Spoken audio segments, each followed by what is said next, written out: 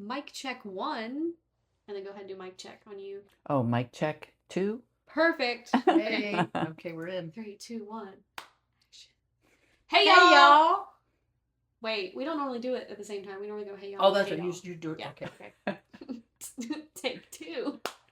Hey, y'all. Hey, y'all. Hey, y'all. Oh, that was Sue in the backdrop. Yes, I had to do it.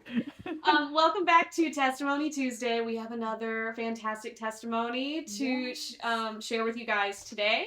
So without further ado, we have Sue here with us. Yay. Go ahead and take it away. Take it away, Sue. Share your testimony with us. Well, this is such an exciting time.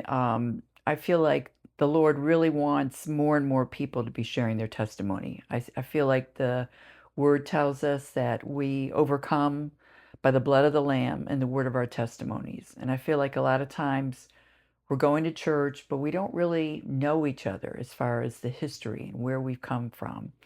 So I was born in the late 50s, and I was born in Rochester, New York, and Rochester tends to always be a very liberal city. Both my grandparents were born-again Christians. They raised my mom and dad to be lovers of Jesus. In fact, my grandfather was a Methodist, but it's when Methodists were really at a revival. In fact, there was a major revival that occurred in Rochester, New York. So I just bring that up just to be able to say that the roots and what I'm grounded in, I think a lot of times was because of the beliefs of my grandparents.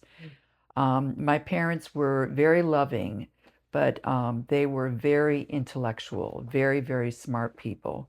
In fact, my mom was even the valedictorian at Rochester, New York when she graduated from the university. And in fact, I think she was the first female that was a valedictorian. Oh, wow. And then my father was just very intellectual too, but very, very liberal. He felt when I remember when I was at a very young age that he believed in world government at that time. Really? He even had like a world government flag and Like the one world government? yes, Oh, wow. yes. Wow. And Okay. he felt that Christianity was the cause of like all division, that Christianity caused wars. Wow. And that my mother, on the other hand, was very bitter toward God because her mom died of cancer when she was 16. And so I remember when I was really coming into the things of the Lord and I would see miracles, I would talk to my mom about it to try to convince her of the love of God and try to convince her that the Lord is real. And she said, if he's real, then why didn't he heal my mother? And my mom was in therapy like her whole life, but I feel like she never got anything from the therapy. She was just still very bitter and was later diagnosed as manic depressive. So I bring that up because even though they were loving and I know they wanted good for me, they cared for me, I never had any needs or anything like that. They were physically loving. It was a fun family. I feel like I had a lot of fun growing up, but they were always lost. And as far as I know, they never came to know the Lord, which grieved my heart, really. And I witnessed it to both of them all the time. So to give you a little bit of background about what was going on, like in Rochester when I was growing up and the memories I have, of course, that was right in the middle of the Vietnam War. So we had like a lot of demonstrations, a lot of hatred toward government, just a lot of like just the Beatles coming on the scene. And when the Beatles came on the scene, they were first like in suits and short hair, and then they went into like all drugs and long hair, and just how everything just changed right before my eyes as a very young child. I just remember things being very sort of conservative, and then everything just got wild, just crazy.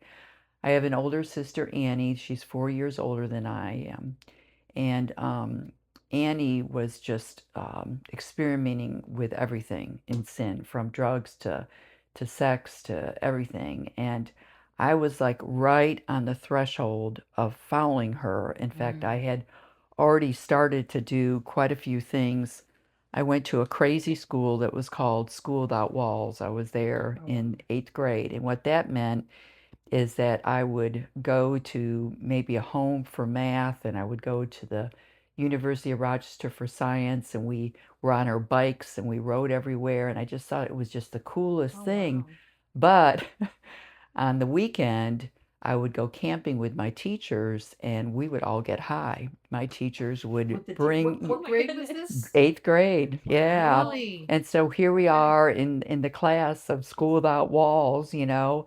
And my sister, she was there in her senior year and she took witchcraft and human sexuality. In school. And that was in Class. school. And that was a public school Wow. offered at Rochester, New York. So I just bring that up because Wow. it's just showing what I was exposed to, what I thought was right. Mhm. My biology teacher was an atheist, and I remember right before getting saved that I said to her, you know, I agree with you. I don't think there's a God, and I'm an atheist also. And it was funny. I thought she was going to be happy about that decision. But I think, you know, you just realize when you're an atheist, like all there is what there is. Mm. And then everything is gone. So, in a little bit where I was a little bit younger, probably 8 or 9 years old, I always have loved words. My mom was a walking dictionary. And in fact, when she would use a big word, I would ask her what that was. And she'd say, look it up in the dictionary. She wouldn't even tell us what it was. So I had a love for words. I still have a love for words. And I remember I would even like just study the dictionary just to learn words. And I remember one time I saw a picture of the devil Wow. and he was like in hell. And I took the picture, the dictionary, to my father, and I said, what is this? Who is the devil, and where is he? Wow. And he just said, we don't believe in that, you know. And I said, well, what happens when we die? And he says, it's done. Our bodies deteriorate and our life is done. Do you know how old you were? I was around 8 or 9 at that time, and I remember feeling very dissatisfied with that answer and feeling like there has to be something more. And you know, it was also a time of a lot of spiritual kinds of stuff, you know, Ouija boards. I didn't really get into any of the major stuff, but it was always, I feel like I was always a seeker Okay. of everything, not just academics or whatever, but I had a thirst for learning. And so I just want to look at my notes and just see if there's anything else I want to say at this time. So I think I'm going to go now into, during that time also, there was a huge awakening to Jesus at that time. And in like the late 70s, when I was 14, I have an older brother also that's 6 years older, and he went to Antioch College. And Antioch College is a college where you go to school for 4 months and then you go on like a practicum for 4 months. So he was in New York City for a while, and my brother was just really searching for everything, but wild and everything. He would come home on spring break and he would bring hash and we would get high on that. And you know, he was just, then he went to California to learn to be a chef. And as he was learning to be a chef, there was this woman that came up to him and said, Jesus wants a relationship with you and you need to follow me. And so he says, okay, that sounds cool. So he went to church with her. And as he was, you know, before he left that church service, he was not only saved, but he was speaking in tongues. That's awesome. He was just it was like a night to day kind of conversion experience. And so he dropped out of college, which made my parents really, really upset because Antioch College was a very hard college to get into. My brother was a very intelligent person, still is. And he started sending postcards back home and just saying, you know, I have found Jesus and I know it's the answer and I'm coming back home. And so he returned home. And like I said, I was 14. He was, 6 years older than I was. And he just started preaching the gospel to our family. And my parents were like, yeah, furious. I mean, they were not open to it at all. They said, we don't want to hear that. You know our feelings about this. This is very closed-minded. You're trying to say your way is the only way. How can you say that? But he was just alive. He was just before he was struggling with depression. He was, just not a happy person. He always excelled in everything that he did, but it was just like, Not enough. yeah, he was not doing well. But once he met Jesus, it was just like he knew that that was the answer. So it was, I can't remember the time period, but I think it was shortly after he was searching for different churches in Rochester, New York, and he found a non-denominational church that was just busting out of the seams. And so they asked him to come on the construction group with them to help to build this huge church that used to be maybe 500 people in attendance, and I think it seated close to 1,000 at the time. Okay. So he said he wanted me to come to church with him, and I don't really remember the details about this, but my sister was not with me, so it was just my brother and myself. And I went in to the church, and I was not open to spiritual things at all. I was very excited about being able to step into this life of sin that I saw my sister in. Yeah.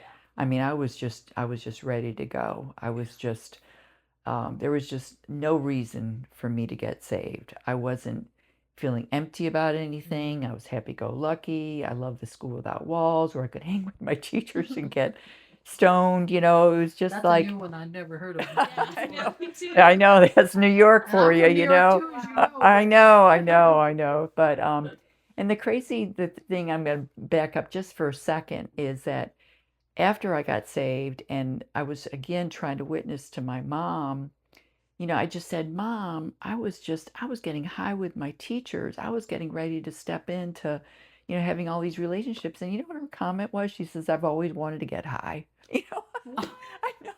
I know. So it's just, they just, I think when you are not living for the Lord, and you don't really have any faith at all, then all you're going to do is go for the gusto, Yeah. No accountability. Yeah. Just And in fact, I thought, and I know I'm getting sidetracked here, but I thought that my mother was having affairs all the time because my mother and father would fight in front of me about this, and I would say, I'm here, I'm listening. I'm listening, can you guys take this somewhere else? And what it was is they were swapping partners.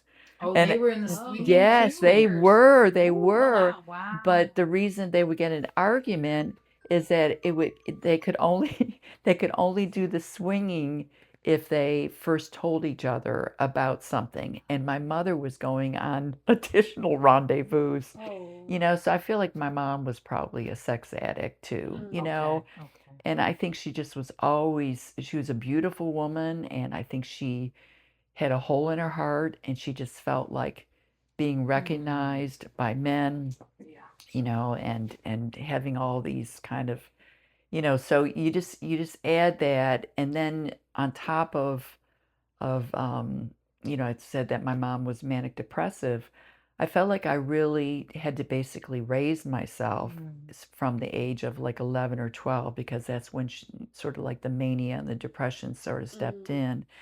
But it was just amazing, where I don't really feel like I'm going to talk about this today, but how the Lord just really showed me the way, But let's go back to now where I was sitting in church. And so there was a woman, and, I felt like I was fairly bright, at 14. And without the Lord and without the Holy Spirit intervening, I would have looked at this woman, and I remember her grammar being awful, and she wasn't she wasn't really put together very much. And her name was Sister Hoppy. And I just thought, Sister you Hoppy? know, Sister Hoppy, and I'm not talking beer or anything like that. No, I know. but I mean, like, Sister Hoppy, I mean, who could do? But when she spoke, I don't even have any idea what she talked about. I was so convicted. Wow. I couldn't even look at her. Mm. And I was, I was wide open, and I was verbal, and I went to the School Without Walls where we had a town meeting every morning, and I would stand up and talk against the Vietnam War or whatever. So it just shows the reality of when the Lord is pursuing you, Mm. to have the conviction of the Holy Spirit. Mm. I did not even know what was going on. Mm. I mean, I just felt like I was just so,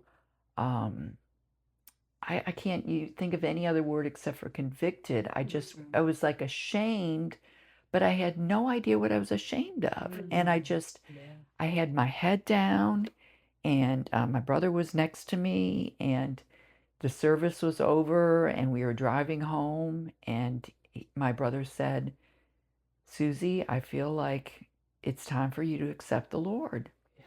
And I didn't say anything. And then I don't know if you guys are familiar with the tracts that they had. The tracts of 4 spiritual laws. And the 4 spiritual laws have like pretty much the road of Romans. Oh, okay.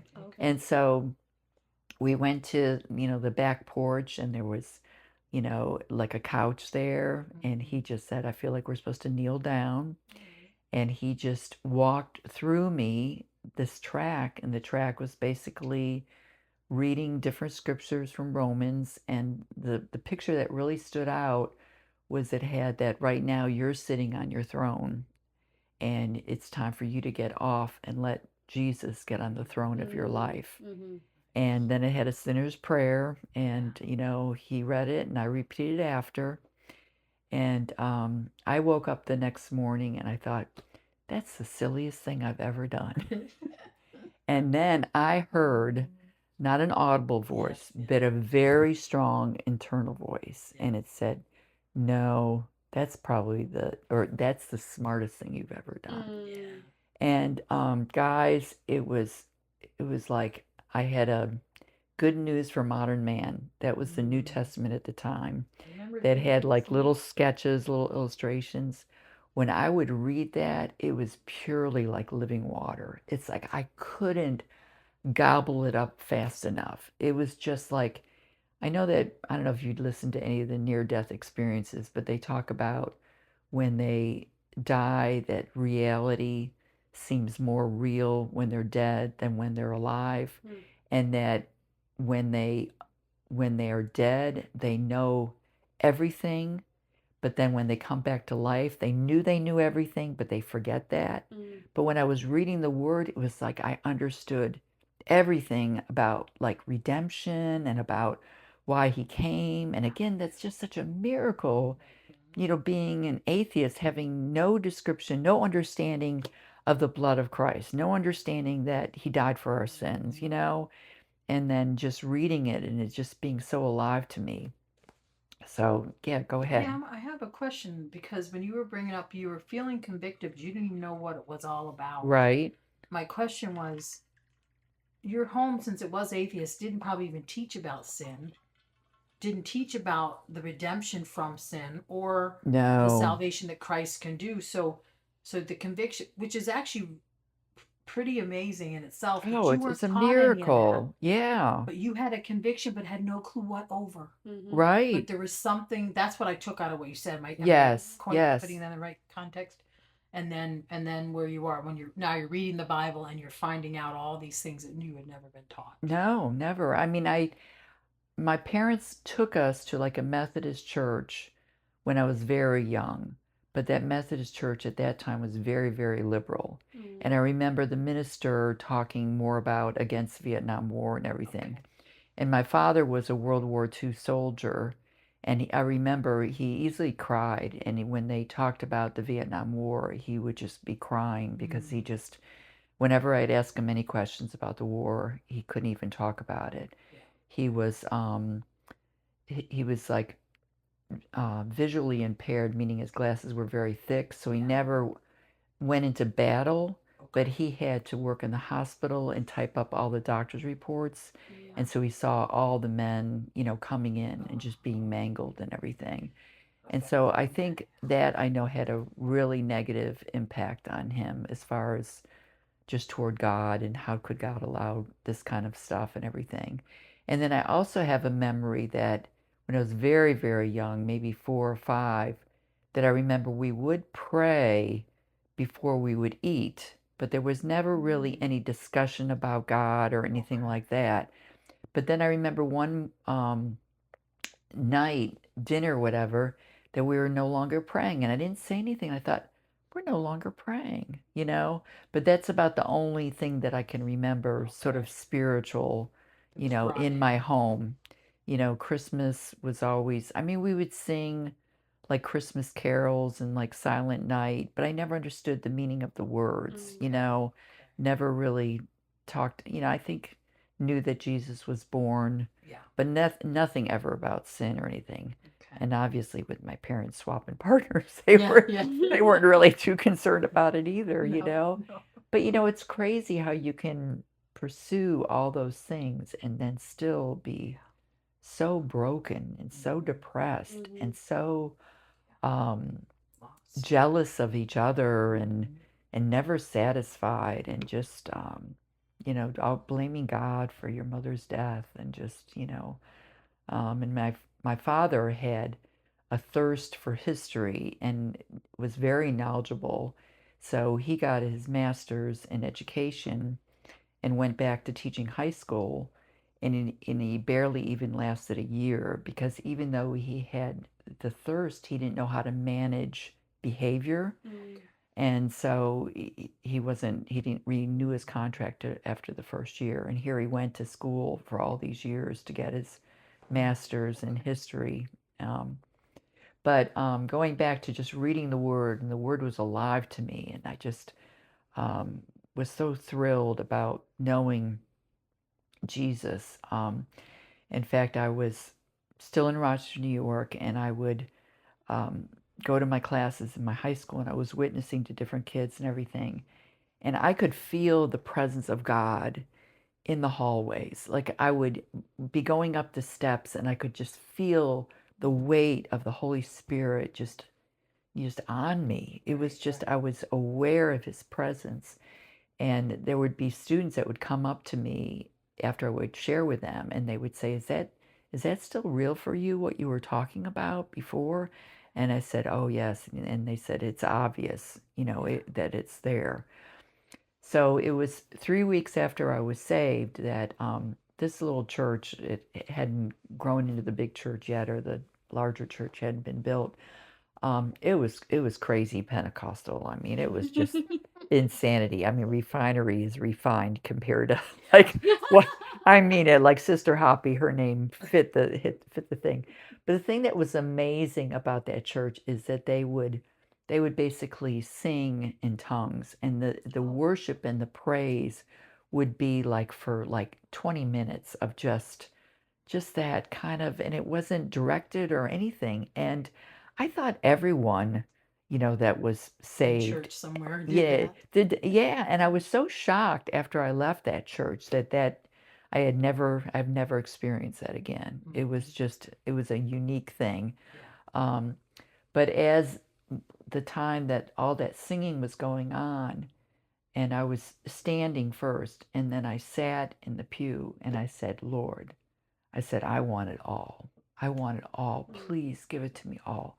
Guys, zap. Within that second, I said, I want it all. I had a fluent language in tongues where I, still have it today, where I know a lot of times people have limited or just a few words. It was just fluent, and it was just unbelievable that the Lord, again, that's a miracle. Being 14, I was saved during the summer. My birthday's in October.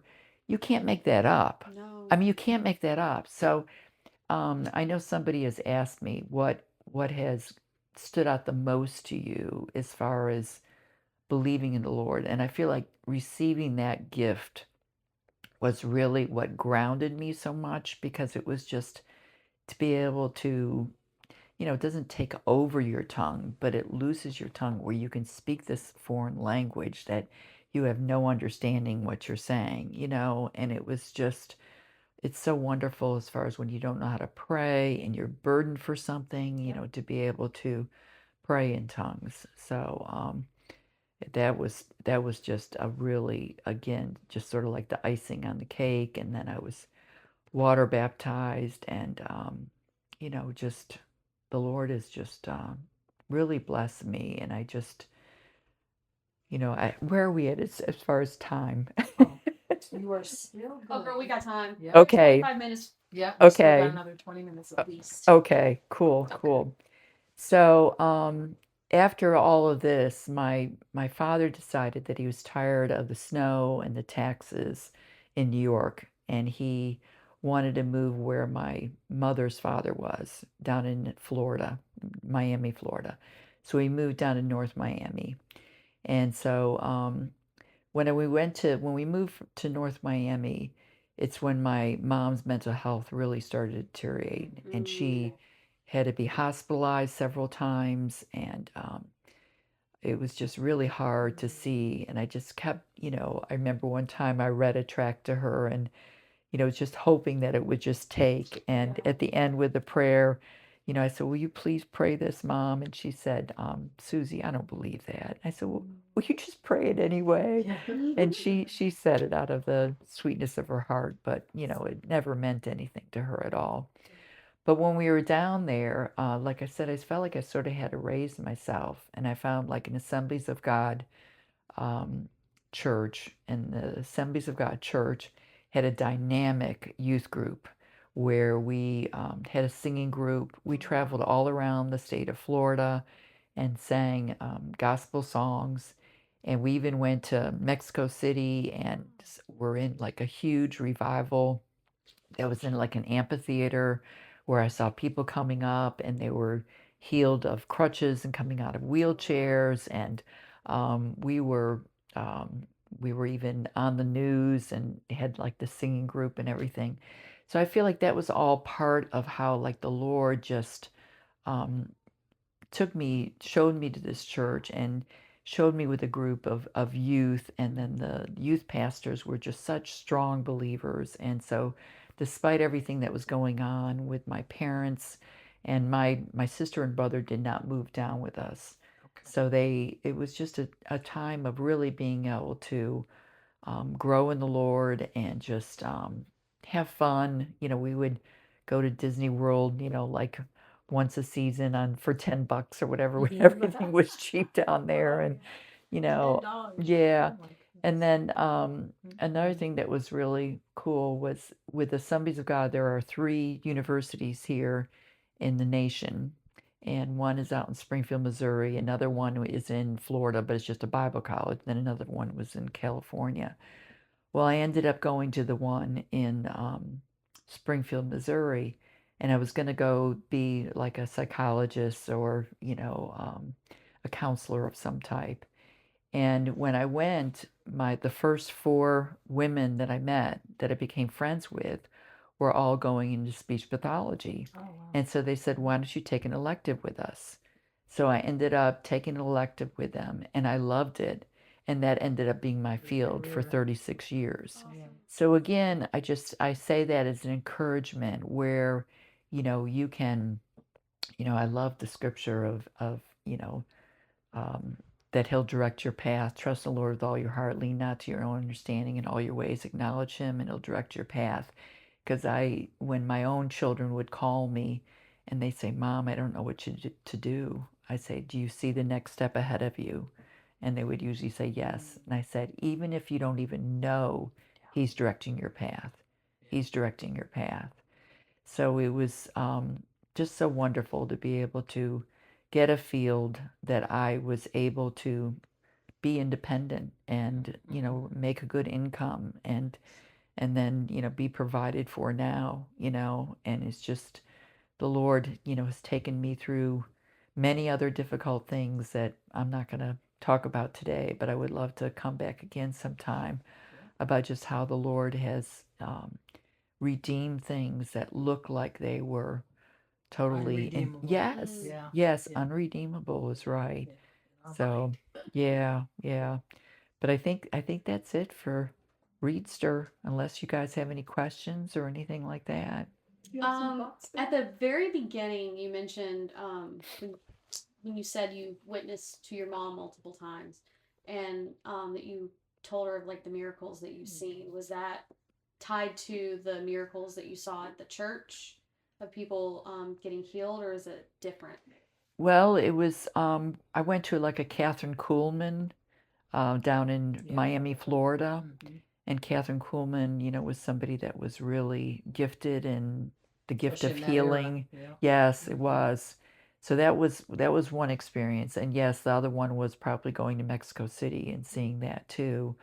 Um, and then I just would talk to her about, Mom, you're in such despair. I mean, I really feel when I think about it that my mom, if she wasn't possessed, she was probably very oppressed, because I just feel like when you open yourselves up to sin, especially sexual sin, and, just ongoing and then blaming and not forgiving, she had so much unforgiveness in her heart.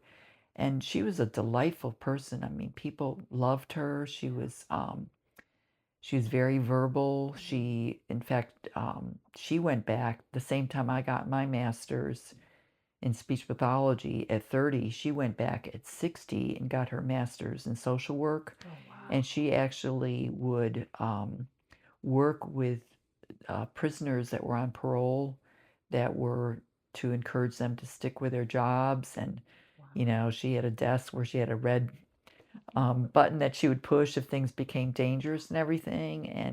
And I dressed very casually. My mom dressed like to the nines. I mean, she was, man, part of her mania was shopping. And I think that's one of the reasons I don't even like to shop today, because she would just always get in such debt. And my father never made very much money. And he'd be saying, Elizabeth Ann, why are you shopping again? Yeah, in fact, when she came up, when my son was born, she had this suit on, and was my son was being held by her, and he was just sliding off, and she said, "Do I have him?" I said, "Mom, did you really raise us?" I mean, it's just like, but your heart just grieves so much, Yeah, it does. especially when you see somebody that, you always hope, like, and people say, we don't know what happened in the final moments, which, yes, but when you have such, C.S. Lewis is, I think, the one that says, God's not going to take anybody kicking or screaming into heaven with them. When you've really made the decision, no. And, my theory, or I feel like it's scriptural, is that all of sin is covered. Yeah. It's just a matter of choosing. Are you on board or not? The blood covered everything. Yeah, it does. Every single sin was placed upon him. Yep. So it's nothing. That's what makes it such a gift of grace, because there's nothing that we have to do except for confessing and believing in our heart. Yep. So it's just when you feel like you have a free gift, and it's just but you're being battled so much by demonic And you kinds of couldn't get your mom things. to see that. Neither one, Or your mom or dad either. dad, no. And my dad had numerous strokes at the end, and he was, I didn't even really recognize him. There's a cute story about my dad, though. My sister went to visit my dad in a nursing home and said, "Dad, how you doing?" He says, "Well, I think I'm doing pretty good at 72." And she says, "Dad, you're 85." And he said, and he says, "Well, I'm doing great then." Now, how old were you again when you first took your first step of faith to Christ? It was 14. You were 14. Yeah. Okay. Yeah. So you had continued to witness and live a life before your parents from age 14.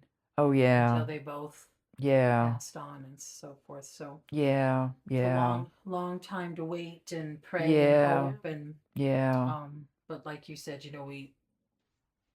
we're not that judge. Yes. We have no idea the last minute we can still have, I would always keep a little hope in my heart when that stuff happens, because you just don't know. But either way, um you coined it, it's a gift, and it's a choice for each of us to take it or reject it. Yeah. And we Yes. can't control who rejects or or who accepts it. Yeah. It's just I think the even reality. in being like saved and spirit filled, I don't I don't really feel like they ever made the connection of thinking that was a good thing Yeah. too. Yeah. You know, it just if anything, probably, she's being sort of narrow-minded Right. like her I was just brother gonna say, was. yeah. And, so it wasn't, I mean, they loved me, they were proud of me. I was the only one that really, graduated from college or whatever and went on and got my master's. And they were, very proud of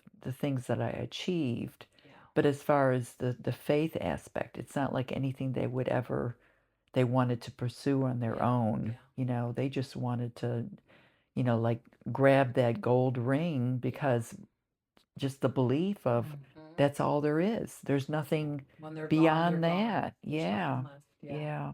That is the sad, for me anyway, the sad mindset of the atheist. Oh, yeah. It's like, this is it. This is the Yeah. best it gets, which is pretty Yeah. sad to us as believers, because we I know it know. gets better. But to an atheist, this is it. Whether the life is good or bad, this is pretty much it. Yeah. There's no hope in that in Right. my thinking, but in their thinking, they've just Like, I love Pastor Jeff's phrase that he just used this past Sunday. And it was like, with somebody that's not saved here on earth, it's the closest they're going to get to heaven. Yes. And for us, it's the closest we're going to get to hell. And it's just, yeah, it's just the opposite. It's just, and I've never met any atheist that's jovial. I mean, if No, we anything, haven't they're either. just I've they're only known one or two in my whole life. yeah, but they're just they're very, festive. usually analytical and, intelligent, self-made and everything, but they're not living with joy in their life. And, especially as you get older and you Yeah. just think, this is it. I've done my time and now everything is done. That's really a sad existence. It's sad. Yeah. Well, we hope, that we do these testimonies for a couple reasons. One, it was blessing us, but then when we got your word that what a blessing it was to you, and Crystal sent us a word, it's a blessing that she was Yes. we're like, wow, we're actually blessing. We want to bless. The goal was to bless other people, and our hope is that people will tune in to the it's good news podcast and take something away with them that maybe they needed for that moment. The salvation message, the joy of knowing, whether you're a prodigal, whether you're an atheist, whether you're agnostic, whatever, that you will take something, a seed will be planted. Yes. That they will walk away with something that someone said. And I know something that I've used, I don't know if it's an original or somebody told me, but usually when I really share with someone and they're resistant, I just say, ask God to show himself to you. And then I ask them, will you do that? And usually they always say yes, And if you don't believe, then just ask God, because I just, it's like the scripture, draw near to God and he'll draw near to you. Resist the devil and he'll flee from you, So it's just like draw near to him. And he'll prove himself to you. He just wants to have a relationship with you, And I think it's wonderful that you guys are doing this, because I think, politically or in our culture, we think, we're being forceful, we're being narrow-minded, we're pushing something on people. It's like, no, we have good news, so the name of your podcast is so, it's good news. It really And is. it's wonderful to be able to share. It is. And I think just getting to know people, not just, I know that sometimes witnessing works just in the streets, but I think a lot of times just wherever we're at, getting to know people, I know that I went to get my hair cut at Great Clips and this woman was cutting my hair, and then I could tell that she was a believer, But I asked her where she went to church, and she said, I haven't been in 10 years. And we just started talking about, you know, how important the last days, you know, the word says that, you know, you need to fellowship and everything. And so she checked out the refinery, loved it. Her husband didn't, but we still have a relationship, you know, and I Right. just think, you know, wherever you go, you know, Yeah. let your light shine. Yeah. And yeah. And we're the walking church in a sense. Yeah. She hasn't gone to a church, but we are the church. She hasn't gone to a Amen. building yet. So you want to close us out with the Yeah, scripture? I would love to if that's okay. Yeah. And again, thanks for doing this. Thanks for coming on. Yeah. Um, I just think during this season of, you know, Advent and just right before Jesus came, and I just love John 1. So I'm just going to read John 1:8 and just keep going. He was not the light. No, excuse me. Let's start for 9. Jesus was the true light, which gives light to every man coming into the world. He was in the world, and the world was made through him, and the world did not know him. He came to his own, and his own did not receive him. But God. But as many as received him, to them he gave the right to become children of God, to those who believe in his name, who were born not of blood, nor of the will of the flesh, nor of the will of man, but of God. And I just wanted to say, I'm so thankful that, you know, the Lord had, God the Father had a chosen people, but he loved the whole world. And that he chose to have us all to be saved, you know, to have us all to be grafted in. And that's just such a loving Heavenly Father. He could have just continued to have his little group that he was blessing, and then everybody else just be heathens. But no, he knew he wanted to have a relationship with the whole world of whoever would call upon him. So this has been great, you guys. Jackie 1, Jackie 2. Whoop, whoop. And this is why it is good news. Woo!